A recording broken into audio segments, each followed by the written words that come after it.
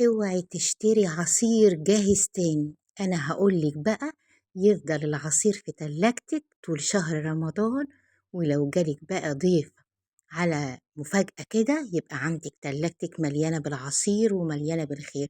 لو عايزة بقى تعملي صينية كنافة زي القمر، خدي بقى عندك. انت لسه ما خزنتيش المانجا زي. يلا، المانجا مليانة في السوق، مليانة لسه، والله لسه مليانة. شايفين جمال المانجا الناعمي وجمال المانجا الزبدية. السلام عليكم ورحمة الله وبركاته. اللهم صل وسلم وبارك على سيدنا محمد وعلى آله وصحبه وسلم. زبدة زبدة، مانجا كده كلها لحمة كده، ما فيهاش تفل ولا أي حاجة. إيه رأيكم في الجمال ده؟ طبعا أنا الست اللي بحب التخزين، بخزن وأوفر. بس العيال بيضحكوا عليا برضو، أنا خبيتها منهم، والله خبيتها منهم. وقمت بقى شايلاها في الفريزر أول ما جبتها، وخبيتها. بس على مين خدوها من ورايا برضو؟ والله كنت عايزة عينها كلها رمضان. بس تقولي إيه بقى؟ يلا بألف هنا وشفا، كده كده هم اللي هيشربوا. شايفين أهو بقى زي ما بقول لكم. قمت مخبياها في قلب الفريزر وهي سليمة كده، لقيتها خدت مساحة. وانا عايزة بقى، طبعا انا خزنت الطماطم وخزنت بسلة، فايه قلت بقى اطلعها واعملها بقى. شايفين بقى؟ شفت برضو حد كده قال لي ايه القشر بتاع ده بيتعمل بقى عصير، فانا قلت اجرب. اول مرة في حياتي اجرب برضو القشر ده. لا، ما تجربوش، تجربة فاشلة فاشلة فاشلة. هو عصير المانجا تقيل، او احنا اتعودنا ان عصير المانجا يبقى تقيل كده، والطعم كده منور زي ما انتم شفتوا في اول الفيديو. انا جربتها، بس انا بقول لكم عن نفسي تجربه فاشله بتاعت القشر ده.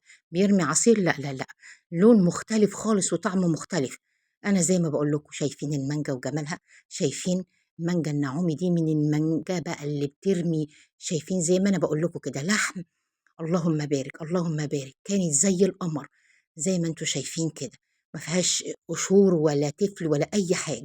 قطعت بقى منها مكعبات، ربنا يكرمنا كده واللي باقي كده يخلوه ان شاء الله. كل سنه وانتم طيبين، دايما بيوتكم عمرانه بالخير وبالسعاده والهنا.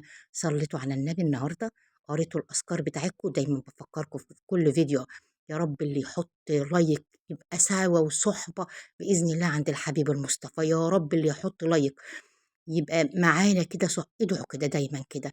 نبقى فاضيين بقى في رمضان ان شاء الله. دايما بفكركم هو بالاذكار بتاعتنا وبالتسابيح، عشان نبقى فاكرين بقى ان شاء الله قاعدين في رمضان رايقين. عندنا طماطمنا في الفريزر، عندنا البسله بتاعتنا، عندنا المانجا بتاعتنا عصير، وطبعا الفراوله نزلت السوق بس ما هياش حلوه دلوقتي. نبدا بقى كده قبلها بشهر كده، نبدا نخزن الفراوله برضو، يبقى عندنا كل حاجه. وإيه هنعمل بقى؟ نعمل بقى شوية الرز أو نعمل شوية المحشي بتاع الخضرة. خزين الخضرة. تقولي بتسمر يا شيري؟ هقول لك برضو على الطريقة لما نيجي أعملها، وأنا عاملاها على القناة كتير قوي. يبقى يا دوبك لو هتعملي بقى شوية محشي ولا شوية حاجة، يبقى عندك كل حاجة موجودة في قلب الفريزر. شايفين بقى؟ يلا هنعمل صواني كنافة بقى ونشتغل في رمضان، وهتبقى الدنيا زي الفل، ويبقى الخير ملان في بيوتنا يا رب. يا رب دايما يا رب.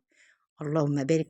جيبي بقى بتاعت المكعبات بتاع التلج كده، وحطي فيها ايه المانجا القمر دي، ما شاء الله تبارك الرحمن. وبعدين بقى هنفكها بقى كده بعد ما تتجمد، ونحطها في قلب كيس.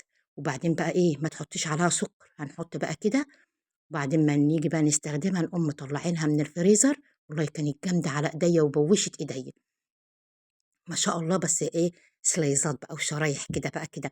انا اكلت منها اكل يا بنات، كانت طعمها زي السكر، وهي متجمده كده. تقوليش ايس كريم؟ ما شاء الله تبارك الرحمن.